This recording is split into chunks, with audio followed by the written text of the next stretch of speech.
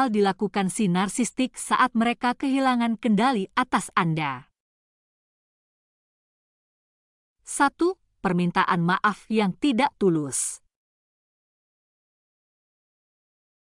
Hal pertama yang akan Anda lihat ketika mereka kehilangan kendali tetapi mereka berpikir mereka masih bisa menghubungi Anda mungkin adalah pura-pura minta maaf. Tidak semua orang narsistik melakukan hal ini, tetapi banyak dari mereka yang melakukannya saat Anda menarik diri. Namun pura-pura minta maaf pada dasarnya adalah tidak tulus. Jadi, mereka mungkin mengatakan sesuatu yang terdengar seperti permintaan maaf, namun sebenarnya itu bukanlah permintaan maaf, seperti, "Aku minta maaf karena kamu merasa seperti itu." Namun hal paling umum yang akan Anda lihat adalah permintaan maaf mereka tanpa mengubah perilaku. Dan tanpa perubahan perilaku, orang itu akan melakukan kesalahannya lagi dan lagi. Jadi, ketika si narsistik minta maaf, sebenarnya yang mereka katakan adalah, "Aku minta maaf karena ketahuan," atau "Aku minta maaf karena aku kehilangan suplai darimu. Jadi aku minta maaf supaya kamu tetap memberiku suplai seperti dulu." 2. Hover dan campakan. Jika si narsistik benar-benar yakin bahwa dia kehilangan kendali atas Anda, katakanlah Anda mencampakkannya terlebih dahulu, mereka akan mencoba untuk melakukan hovering. Mereka berusaha menarik Anda kembali ke dalam hubungan dengan tujuan untuk mencampakkan Anda suatu hari nanti. Mereka akan berhasil jika mereka masih memiliki kendali atas Anda. Jika ada sebagian kecil dari diri Anda yang menginginkan mereka kembali dalam hidup Anda, cara ini mungkin berhasil.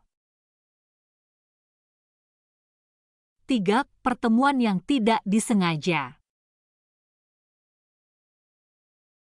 Si narsistik berencana untuk muncul tepat di tempat yang mereka tahu Anda akan tuju, mungkin di rumah ibadah, di tempat Anda biasa belanja, atau mungkin di tempat kerja Anda.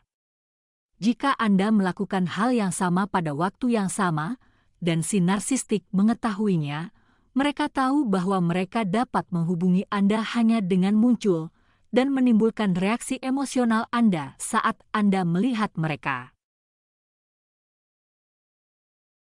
Jika si narsistik tahu bahwa Anda tidak akan membiarkan mereka kembali ke dalam hidup Anda, mereka mungkin masih muncul dengan pertemuan kebetulan, hanya karena mereka tahu bahwa mereka bisa memicu emosi Anda. Kehadiran mereka saja akan membuat Anda merasakan hal tertentu yang tidak menyenangkan. 4. Manipulasi emosional. Ketika mereka merasa kehilangan kendali, mereka akan mencoba mempermainkan empati Anda dengan berperan sebagai korban. Mereka akan melakukan dan mengatakan hal-hal yang membuat Anda merasa telah melakukan kesalahan. Sepertinya Andalah yang telah menyakiti mereka dalam beberapa hal. Mereka akan membangkitkan rasa iba dan empati Anda. Mereka akan bermain-main dengan empati Anda, sehingga Anda merasa tidak enak hati. Mereka membuat Anda mempertanyakan diri sendiri dan membuat Anda berpikir bahwa Andalah pihak yang bersalah, sehingga Anda membuka kesempatan untuk melakukan percakapan dengan mereka. Jangan tertipu. Semua kebaikan dan kasih sayang yang Anda miliki harus Anda arahkan pada diri Anda sendiri. Karena jika Anda membiarkan orang itu kembali ke dalam hidup Anda, dia hanya akan menyakiti Anda lagi dengan cara yang sama seperti dia berulang kali menyakiti Anda di masa lalu.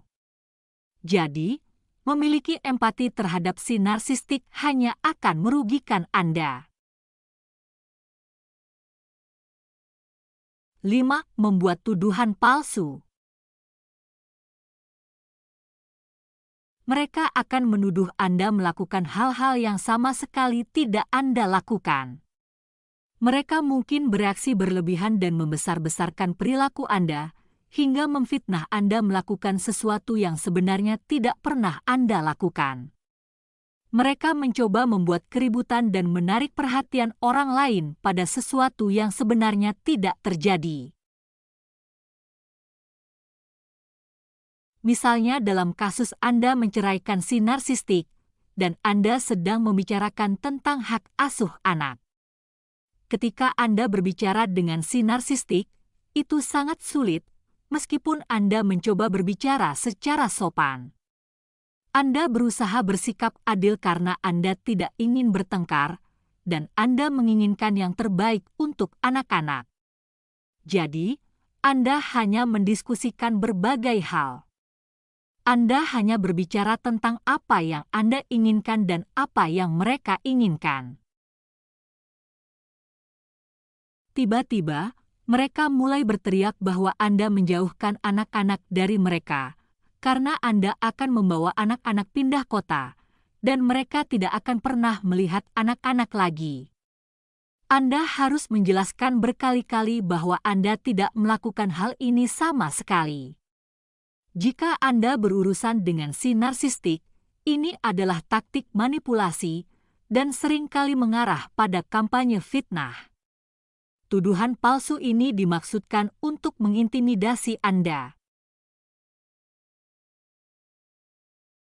6. Smear campaign. Tujuannya adalah untuk mendiskreditkan Anda sehingga apapun yang Anda katakan tentang mereka, orang tidak akan mempercayai Anda. Tapi itu juga untuk mendapatkan reaksi dari Anda. Ketika seseorang menjelekkan Anda, reaksi instan Anda adalah melawannya, dan itulah yang mereka inginkan. Karena semakin sering Anda membela diri, semakin Anda terlihat bersalah. Jadi, tidak perlu bertengkar, jangan berikan apa yang diinginkan si narsistik. Mereka menginginkan Anda bertarung membela diri mati-matian, jangan habiskan energi Anda dengan sia-sia. Sebaliknya gunakan energi Anda untuk pemulihan dan kebaikan Anda sendiri. 7. Mengancam Anda.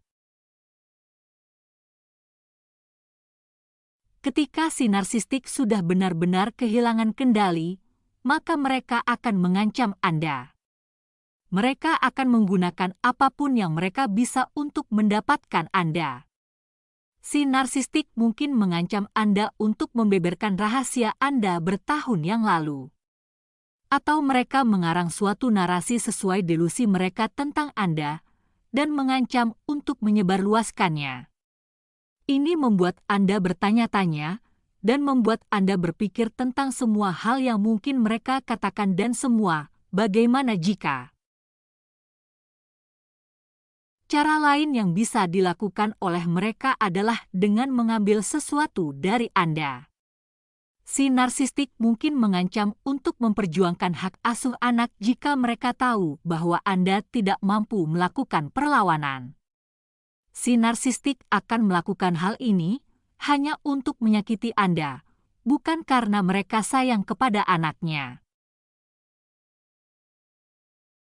Dan tidak peduli tipe narsistik apa yang Anda hadapi, bisa saja anggota keluarga, teman, rekan kerja, atau seseorang yang memiliki anak dengan Anda, namun ini menggambarkan fakta bahwa hal ini terjadi dan seberapa jauh si narsistik akan bertindak ketika mereka merasa kehilangan kendali atas Anda. Untungnya, si narsistik juga cenderung mudah bosan, dan mereka akan mencari sumber suplai yang bisa memuaskan mereka saat ini. Jadi, jika Anda berurusan dengan si narsistik yang kehilangan kendali atas Anda, pastikan untuk menjaga reaksi emosional Anda karena itulah yang akan memicu mereka. Hal itulah yang akan memberi mereka dorongan untuk bekerja lebih keras. Jadi, fokuslah hanya untuk melakukan yang terbaik bagi Anda, dan jangan jatuh lagi ke dalam perangkap si narsistik.